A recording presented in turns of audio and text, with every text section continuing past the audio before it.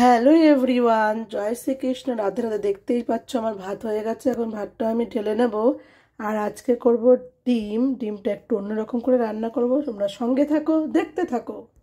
আজকে ব্রিয়ানাদের স্কুল আছে, দিয়ে এসছি। তাড়াতাড়ি রান্না করব, দুই দিকে বসিয়ে দিয়েছি।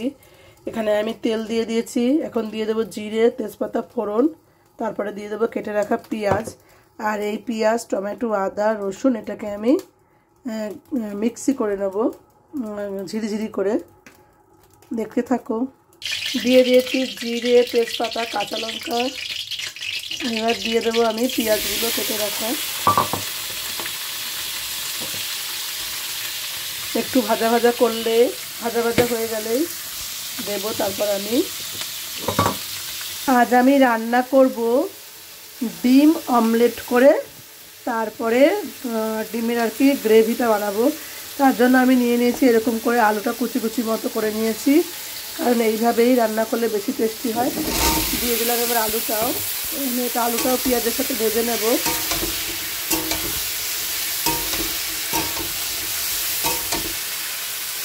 এবার আমি পাশে এইটা কড়াই বসিয়ে দিয়েছি, এইদিকে আমি ডিম অমলেটটা ভেজে নেব।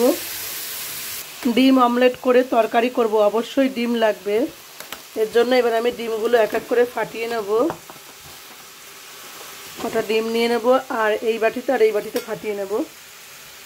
আর এই যে কুচি কুচি করে রাখা টমেটো, আলু, লঙ্কা, আদা, রসুনের পেস্ট আমি এই ডিম অমলেটের মধ্যেও দিয়ে দেবো। তাতে ডিমের টেস্টটা আরও দ্বিগুণ হয়ে যাবে। ডিম ভাজাটা, ডিম অমলেটটা আমি ভেজে নেব। একবারে তিনটে করে ডিম দিয়েছি। এই যে ডিমগুলো এভাবে ভেঙে এভাবে ফেটিয়ে নিতে হবে, মশলাটার সাথে মিশে যাবে। ডিম ভাজা আর কি দেখো, এই যে ডিম ভাজা করছি। আর এদিকে এক ব্যাচ হয়েও গেছে, আর এদিকে ডিমের তরকারিটা আমার কষানো হচ্ছে।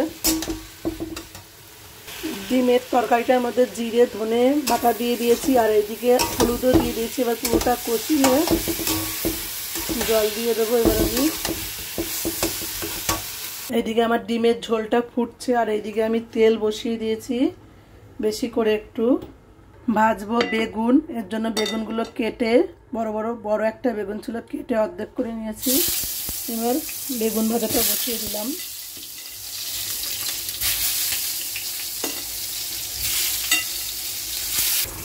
এই যে এবার ডিমগুলো দিয়ে দেবো এক এক করে। আর ডিমের ঝোলটা হয়ে গেছে, আর এদিকে বেগুন ভাজাটাও হয়ে গেছে প্রায়।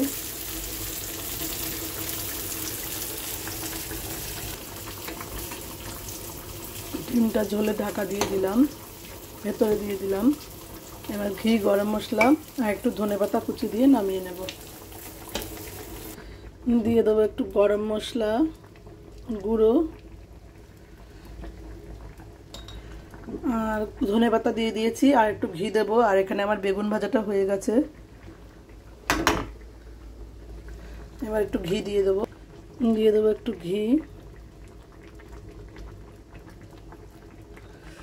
এটাকে একটু মিক্সড করে নিলেই হয়ে গেল ডিম ভাজার গ্রেভি। এই যে ডিমের তরকারি নামিয়ে ফেলেছি। ওকে বন্ধুরা, কেমন হয়েছে তোমরা অবশ্যই জানিও। আর খেতে কিন্তু ভীষণ ভালো লাগে এইভাবে। এটা আমার বরের ফেভারিট। অবশ্যই জানিও কমেন্ট করে কিরম হলো। ওকে, বাই বাই। এখনকার মতো টাটা। ভালো থেকো, সুস্থ থেকো।